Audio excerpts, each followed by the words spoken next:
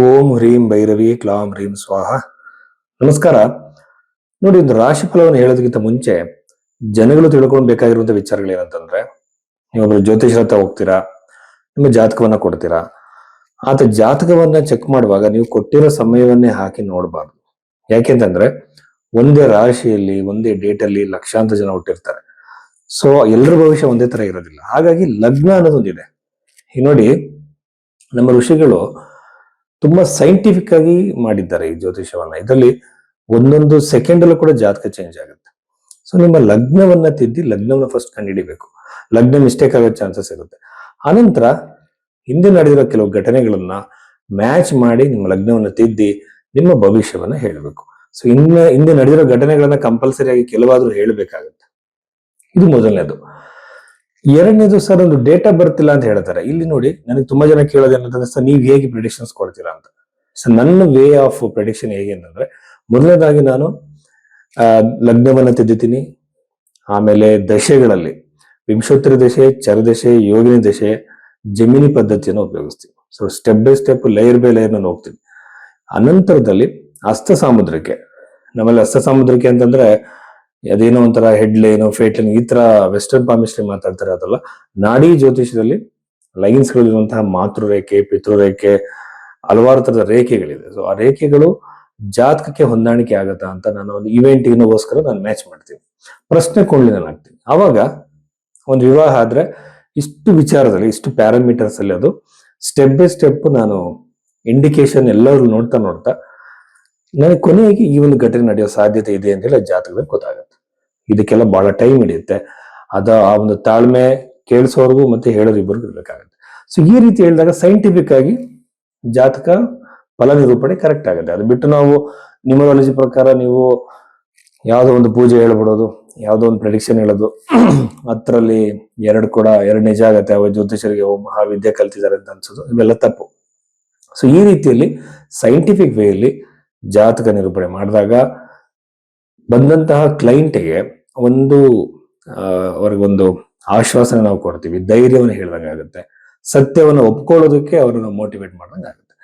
ಜ್ಯೋತಿಷ್ಯ ಅಂದ್ರೆ ಹಣೆ ಬರೋನ ಬದಲಾವಣೆ ಮಾಡೋದಲ್ಲ, ಉತ್ತಮ ಮತ್ತು ಕೆಟ್ಟ ಸಮಯ ಎರಡನ್ನು ಕೂಡ ಅನಲೈಸ್ ಮಾಡಿ ಅವ್ರನ್ನ ಒಂದು ಗೈಡ್ ಮಾಡುವಂಥದ್ದು ಸರಿಯಾಗಿರೋ ದಾರಿಯಲ್ಲಿ. ಅದು ಬಿಟ್ಟು ಹಣೆ ಬರೋ ಚೇಂಜ್ ಮಾಡೋದು, ನಿಮ್ಮನ್ನು ಕೋಟ್ಯಾಧಿಪತಿ ಮಾಡೋದು, ನಿಮಗೆ ಅಷ್ಟೈಶ್ವರ್ಯಗಳು ಬರೋ ತರ ಮಾಡೋದು ಜ್ಯೋತಿಷ ಕೆಲಸ ಅಲ್ಲ. ನಿಮಗೆ ನಿಮ್ಮ ಒಂದು ಜಾತಕದಲ್ಲಿ ಯಾವ ತರದ ಒಂದು ಪಾಸಿಬಿಲಿಟೀಸ್ ಇದೆ ಅಂತ ತಿಳಿಸೋದು ಜ್ಯೋತಿಷ ಕರ್ತವ್ಯ.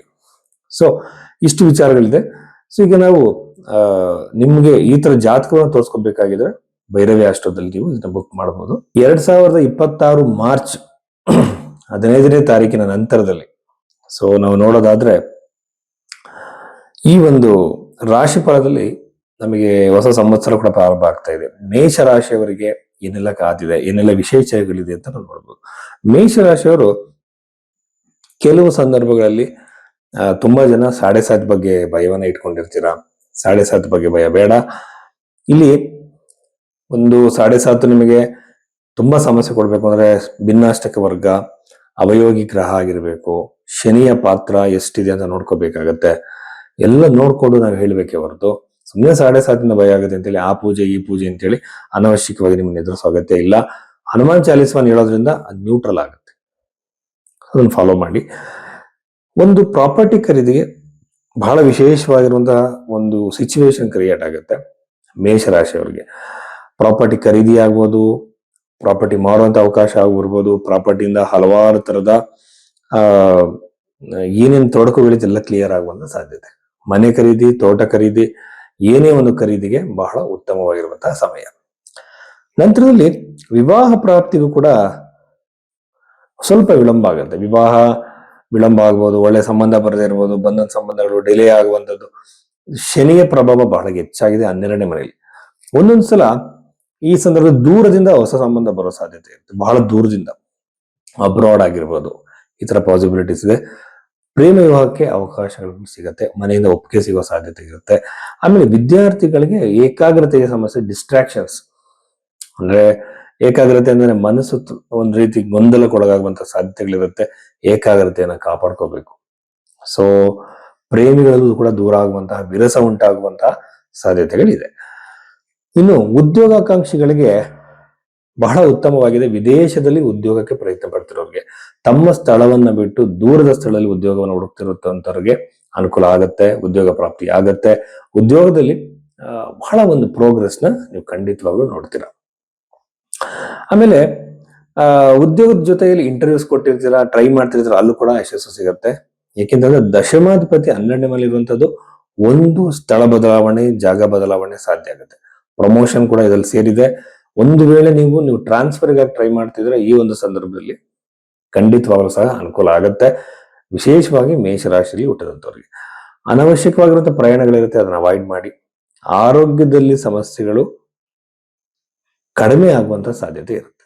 ಸೊ ನಿಮ್ಗೆ ಆರೋಗ್ಯದ ಯಾವುದೋ ಒಂದು ಸಮಸ್ಯೆನ ಫೇಸ್ ಮಾಡ್ತಿರ್ತೀರಾ, ಉಲ್ಬಣವಾಗದೆ ಕಡಿಮೆ ಆಗುವಂತ ಸಾಧ್ಯತೆ ಬಹಳ ಹೆಚ್ಚಾಗಿರುತ್ತೆ. ವೈವಾಹಿಕ ಜೀವನದಲ್ಲಿ ಬಿರುಕುಗಳು, ಕಿರಿಕಿರಿಗಳು ಸಾಧ್ಯ ಇರುತ್ತೆ. ಸ್ವಲ್ಪ ತಾಳ್ಮೆಯಿಂದ ಇರಬೇಕು. ವೈವಾಹಿಕ ಜೀವನದಲ್ಲಿ ಒಬ್ಬ ಮೂರನೇ ವ್ಯಕ್ತಿ, ವಯಸ್ಸಾದವರಿಂದ ಅನವಶ್ಯಕ ಕಿರಿಕಿರಿಗಳು ಉಂಟಾಗ್ಬೋದು. ಅದ್ರ ಬಗ್ಗೆ ಸ್ವಲ್ಪ ಗಮನ ಕೊಡಬೇಕಾಗತ್ತೆ. ಅನಂತರದಲ್ಲಿ 11ನೇ ಮನೆಯಲ್ಲಿ ನೋಡ್ತಾ ಇದ್ದಾಗ ನಿಮಗಿಂತ ಹಿರಿಯರಾಗಿರೋದು ಅಣ್ಣಂದ್ರಿಂದ ನಿಮಗೆ ಕಿರಿಕಿರಿ ಉಂಟಾಗ್ಬೋದು. ಅಣ್ಣಂದ್ರ ಬಾಸ್ಗಳಾಗಿರ್ಬೋದು, ನಿಮ್ಮ ಹೈಯರ್ ಅಥಾರಿಟಿ ಆಗಿರ್ಬೋದು, ಇವರಿಂದ ನಿಮಗೆ ಅನವಶ್ಯಕ ಕಿರಿಕಿರಿಗಳು ಕ್ರಿಯೇಟ್ ಆಗ್ಬೋದು. ಆಮೇಲೆ ಲಾಭದ ಸಾಧ್ಯತೆ ಕಡಿಮೆ ಇದೆ, ಹಂಗಾಗಿ ಇನ್ವೆಸ್ಟ್ಮೆಂಟ್ ನ ಕಡಿಮೆ ಮಾಡಿ. ಹೊಸ ಹೊಸ ಬಿಸ್ನೆಸ್ ಗಳಿಗೆ ಇನ್ವೆಸ್ಟ್ಮೆಂಟ್ ಗಳನ್ನ ಮಾಡಕ್ ಹೋಗ್ಬೇಡಿ. ಆಮೇಲೆ ಒಂದ್ ರೀತಿ ಈ ಶೇರ್ ಮಾರ್ಕೆಟ್ ಇಂಥದಕ್ಕೆಲ್ಲ ಇನ್ವೆಸ್ಟ್ಮೆಂಟ್ ಮಾಡ್ತಿದ್ರೆ ಸ್ವಲ್ಪ ಅವಾಯ್ಡ್ ಮಾಡಿ. ಒಳ್ಳೆಯ ಟೈಮಲ್ಲಿ ಮಾತ್ರ ಇನ್ವೆಸ್ಟ್ಮೆಂಟ್ ಗಳನ್ನ ಮಾಡಿ. ಈ ಒಂದು ಟೈಮ್ ಇನ್ವೆಸ್ಟ್ಮೆಂಟ್ಗೆ ಒಳ್ಳೇದಲ್ಲ, ಹೊಸ ಬಿಸ್ನೆಸ್ ಗಳನ್ನ ಪ್ರಾರಂಭ ಮಾಡೋದಕ್ಕೆ ಒಳ್ಳೇದಲ್ಲ. ಈ ಒಂದು ವಾರದಲ್ಲಿ ಆದಷ್ಟು ನೀವು ಅವಾಯ್ಡ್ ಮಾಡೋದು ಬಹಳ ಬಹಳ ಮುಖ್ಯವಾಗುತ್ತೆ. ಆಮೇಲೆ ಹೊಸ ಸಂವತ್ಸರ ಪ್ರಾರಂಭ ಆಗ್ತಿರೋದ್ರಿಂದ ಬಹಳ ತಾಳ್ಮೆಯನ್ನು ವಹಿಸ್ಬೇಕಾಗತ್ತೆ. ಆಮೇಲೆ 11ನೇ ಮನೆ ಬಹಳ ನೆಗೆಟಿವ್ ಆಗಿರೋದ್ರಿಂದ ಯಾವುದೇ ಕಾರಣಕ್ಕೂ ಕೂಡ ಪ್ರಾಫಿಟ್ ನ ಎಕ್ಸ್ಪೆಕ್ಟೇಷನ್ ಹೊಸ ಬಿಸ್ನೆಸ್ ಗಳಲ್ಲಿ ನೀವು ಇಟ್ಕೊಳಕ್ ಹೋಗ್ಬೇಡಿ. ಸಾಲದಿಂದ ಹೊರಗಡೆ ಬರುವಂತಹ ಸಾಧ್ಯತೆ ಬಹಳ ಕಡಿಮೆ ಇದೆ. ಹೊಸ ಸಾಲವನ್ನ ಮಾಡಬೇಡಿ. ಸಾಲದಿಂದ ಹೊರಗಡೆ ಬರೋದಕ್ಕೆ ಅವಕಾಶ ಕೂಡ ಕಡಿಮೆ ಇದೆ. ನ್ಯೂಟ್ರಲ್ ಆಗಿರಿ, ಒಳ್ಳೆಯ ಸಮಯಕ್ಕಾಗಿ ವೆಯ್ಟ್ ಮಾಡಿ. ಆಮೇಲೆ ಸಾಲದಿಂದ ಹೊರಗಡೆ ಬರೋದಕ್ಕೆ ಹೊಸ ದಾರಿ ಸಿಗ್ಬೇಕು ಅಂತಂದ್ರೆ ನೀವು ಲಕ್ಷ್ಮೀ ಜಪವನ್ನ ಮಾಡಬಹುದು. ನೋಡಿ, ಯಾವುದೇ ಒಂದು ಮಂತ್ರ ಜಪವನ್ನ ಕಟ್ಟುನಿಟ್ಟಾಗಿ 48 ದಿನಗಳು ಮಾಡಿದ್ರೆ ಮಾತ್ರ ಅದರ ಫಲ ಸಿಗತ್ತೆ. ಸುಮ್ಮನೆ ನೀವು ನಾನು ಆ ಟೆಂಪಲ್ಗೆ ಹೋದೆ, ಈ ದೇವಸ್ಥಾನಕ್ಕೆ ಹೋದೆ ಅಂತ ಖಂಡಿತ ಆಗಲ್ಲ. ಒಂದು ತಂತ್ರ ರೂಪದಲ್ಲಿ ಅದನ್ನ ಮಾಡ್ಬೇಕಾಗತ್ತೆ. ಒಂದು ಅವಕಾಶ ನಿಮಗೆ ಒದಗಿ ಬರುತ್ತೆ. ಹಾಗಾಗಿ ಮಂತ್ರ ಜಪಗಳನ್ನ 1 ಮಂಡಲಗಳ ಕಾಲ ಮಾಡುವುದು ಬಹಳ ಮುಖ್ಯ. ಆಮೇಲೆ ಕುಟುಂಬದಲ್ಲಿ ಉತ್ತಮವಾಗಿರುವಂತಹ ಸಂತೋಷ, ನೆಮ್ಮದಿಯ ವಾತಾವರಣವನ್ನು ನೋಡ್ತೀರಾ.